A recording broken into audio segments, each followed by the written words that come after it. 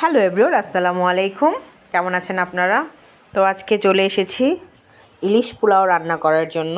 তো এখানে কি কি লাগবে সব কিছু নিয়ে নিয়েছি। আজকে আমি ইলিশ পোলাও রান্না করব। এই যে ইলিশ মাছ ভালো করে ধুয়ে নিয়েছি। ইলিশ মাছ তো আবার বেশি ধোয়া লাগে না, বেশি ধুলে এটার ফ্লেভার নষ্ট হয়ে যায়। জাস্ট ধুয়ে নিয়েছি। এখানে এখন সব উপকরণ দিয়ে মাখিয়ে নিব। এখানে পেঁয়াজ বাটা দিয়ে দিয়েছি। এখন এখানে টক দই দিয়ে দিলাম, ফেটে রাখা টক দই। আস্তে আস্তে সব কিছু উপকরণ দিয়ে দেবো। এখানে আদা রসুন আমি একবারে দিয়ে দিব, যাতে পরবর্তীতে আমার দিতে না হয়, এর জন্য আমি একবারে আদা রসুন বেশি করে দিয়ে দিলাম।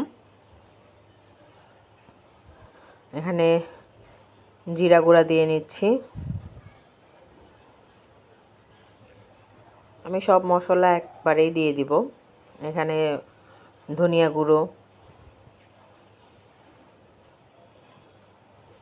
এখানে আপনার শুকনো মরিচ গুঁড়ো আর একটু দিয়ে নিচ্ছি।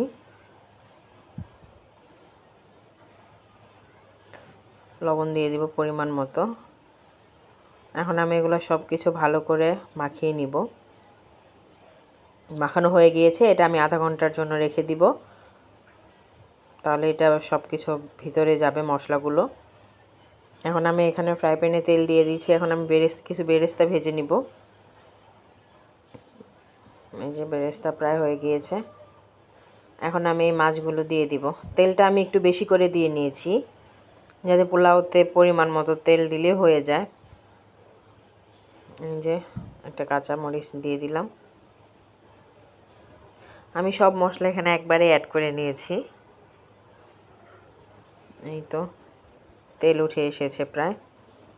এখন আমি এখানে ঢেকে দিচ্ছি। এই যে পুরোপুরি তেল উঠে গিয়েছে, দেখতেই পাচ্ছেন। আর ইলিশ মাছ খুব আস্তে আস্তে আপনার উল্টাতে হবে। ইলিশ মাছ অনেক নরম থাকে, আপনারা সবাই জানেন। তো সাবধান, আমি তো ভয় পাচ্ছিলাম যে কি হবে। এটা 7 থেকে 8 মিনিট রান্না করলেই হয়ে যায়, কারণ ইলিশ মাছ বেশি সময় লাগে না, সবাই জানেন। এই যে সব উল্টিয়ে দিচ্ছি। এখন ওই পার্ট হয়ে গেলে আমার হয়ে যাবে। আমার চ্যানেলটা ভালো লাগলে লাইক, কমেন্ট, শেয়ার, সাবস্ক্রাইব করবেন। তো একজন আমার কাছে দেখতে চেয়েছে যে ইলিশ মাছের রেসিপি, তো আমি আজকে তার জন্য ইলিশ মাছের রেসিপিটা করে নিলাম। এই যে আমার এটা হয়ে গিয়েছে, দেখতেই পাচ্ছেন কতটা লোভনীয় হয়েছে। এখন আমি এখানে তেল দিয়ে দিলাম, মশলা সব দিয়ে দিলাম, এলাচ, দারচিনি, এগুলো সব দিয়ে ভালো করে একটু ভেজে নিলাম। এখন আমি এখানে কিছু পেঁয়াজ দিয়ে নিলাম অল্প, কারণ ওইখানে আমি পেঁয়াজ বাটা অলরেডি দিয়ে দিয়েছি বেশি করে। এখানে জাস্ট পরিমাণ মতো তেল দিয়ে দিছি আর হালকা একটু পেঁয়াজ দিয়ে দিয়েছি। এখন লবণ দিয়ে দিব। ওখানেও লবণ দিয়েছি আর এখানে লবণ দিয়ে নিলাম, যাতে পুরোপুরি দুইটা মিক্স একদম অ্যাকুরেট হয়ে যায়। তো এখন আমি চাল দিয়ে দিয়েছি। চালটা ভালো করে ভুনা করব, একদম সাদা সাদা হওয়া আগ পর্যন্ত, কারণ যত ভুনবো তত ঝরঝরা হবে, খেতেও মজা হবে। এই যে আমি এখন এই ভুনাটা থেকে মাছটা উঠিয়ে নিয়েছি, আলাদা করে নিয়েছি মাছগুলো। এই যে গ্রেভিটা দিয়ে দিব একটু পরে। তো জামাই আমার ইলিশ পোলাও খেতে চেয়েছে, তো ভাবলাম যে একজন বলেছে যে ইলিশ মাছের রেসিপি দেখতে চায়, আর আমার জামাই ইলিশ পোলাও খেতে চেয়েছে, তাহলে এক কাজে দুই কাজ হয়েই যাক।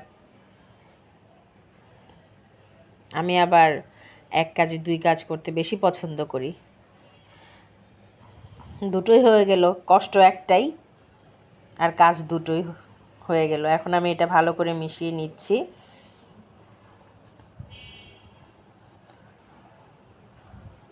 আবার আমার মেয়ের জন্মদিন উপলক্ষ 3টা হয়ে গেল, 2টা ভুলে বলে ফেলছি, 3টাই হয়ে গেল। এই যে আমার ভালো করে মিশানো হয়ে গিয়েছে। এখন আমি এখানে কাঁচামরিচ দিয়ে দিয়েছি, আর একটু ভেজে নিলাম। তো আপনাদের কার কাছে কেমন লাগলো অবশ্যই কমেন্টে জানাবেন। এটা অনেকেই পারে, এটা তেমন কিছু না। জানি আমি। তারপরে এভাবে একটু ট্রাই করে দেখবেন, অনেক মজা হয়, অনেক মজা হয়।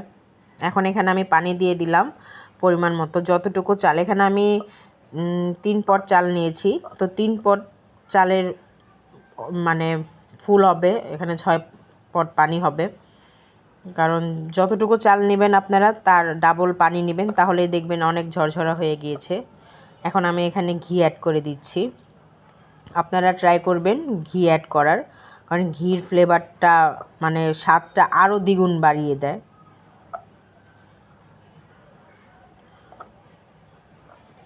এখন আমি একটু নেড়ে চেড়ে নিচ্ছি। ভাইরে ভাই, এক হাত দিয়ে ভিডিও করা আরেক হাত দিয়ে নাড়া যে কত কষ্টের। এই যে আমার অলমোস্ট রেডি। এখন আমি এখানে বেরেস্তা দিয়ে দিচ্ছি কিছু, মাছগুলো সাজিয়ে দিব। মাছগুলো সাজানো হয়ে গিয়েছে প্রায়।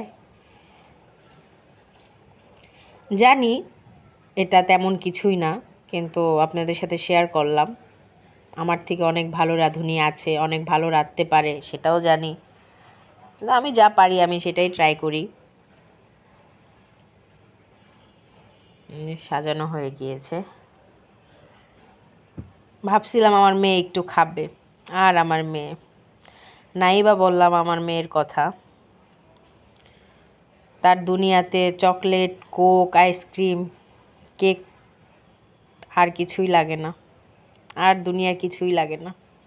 এই যে আমার হয়ে গিয়েছে। এখন ভাপে দিয়ে দিয়েছিলাম ঢেকে, ঢাকনা আবার পোলাওগুলো সরিয়ে নিয়ে এখন আবার বেরেস্তা দিয়ে দিলাম। এই যে ফাইনাল লুক। এখন আমি প্লেটে বেড়ে নিব, খাওয়ার পালা। আমার জামাই তো খেয়ে বলল অনেক মজা হয়েছে, অনেক মজা। আমি 2 প্লেট খেয়ে নিলাম। আমি কি এত খাই বলো? তার কাছে খুব ভাল লাগছে, এটা তার জন্যই সাজিয়েছি। তো তার খুবই খুবই খুবই ভালো লেগেছে, আমাকে বলল। এই যে ফাইনাল লুক, অনেক লোভনীয় হয়েছে। আর এটা হবে না তা কি হয়? সব কিছু না হলেও হয়, কিন্তু এটা না হলে হয় না। কোক লাগবেই। তো ভালো থাকবেন, আল্লাহ হাফেজ।